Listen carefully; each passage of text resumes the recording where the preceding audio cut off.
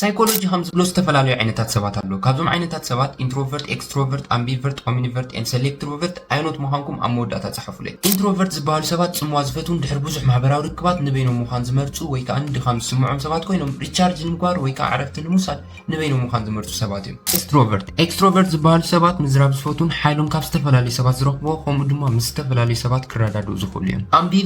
ኣምቢቨርት ኣብ መንጎ ክልቲኦም ዝርከቡ ኮይኖም ሓንሳብ ሙሉእ ብምሉእ ማሕበራውያን ይኾኑ፣ ሓንሳብ ድማ ሙሉእ ሙሉእ ጽምዋ ዝፈቱ ሰባት ይኹኑ። እዚ ማለት ድማ ከከም ኩነታቱ ናብ ዝደለይዎ ክለዋወጡ ይኽእሉ። ኦምኒቨርት ምስ ኣምቢቨርት ይመሳሰሉ እዮም። ኦምኒቨርት ሓደ ግዜ ሙሉእ ብምሉእ ማሕበራውያን ይኾኑ፣ ሓደ ግዜ ድማ ሙሉእ ብምሉእ ጽምዋን ይኾኑ። እዚ ማለት ድማ እቲ ናቶም ስምዒታት ወይ እቲ ናቶም ምቅያር ኣብ ስምዒታቶምን ኣብ ኩነታቶምን ዝምርኮስ እዩ። ሴሌክትሮቨርት ዝበሃሉ ሰባት ንማሕበራዊ ርክባቶም ዝመርጹን ቁሩብ ምስ ኢንትሮቨርት ዝበሃሉ ሰባት ዘመሳስል ነገር ሃልይዎም ኣከባቢ ዝፈልጥዎ ወይ ከዓ ኣከባቢ ቀረባ ኣዕርክቶም እንተሃልዮም ብቕልጡፍ ወይ ብሃንደበት ናብ ኤክስትሮቨርት ወይ ከዓ ናብ ማሕበራውያን ሰባት ይቕየሩ ማለት እዩ። እምበኣርከስ ንስኹም ከ ከመይ ዓይነት ሰባት ምዃንኩም ኣብ ኮመንት ሴክሽን ጻሓፉለይ።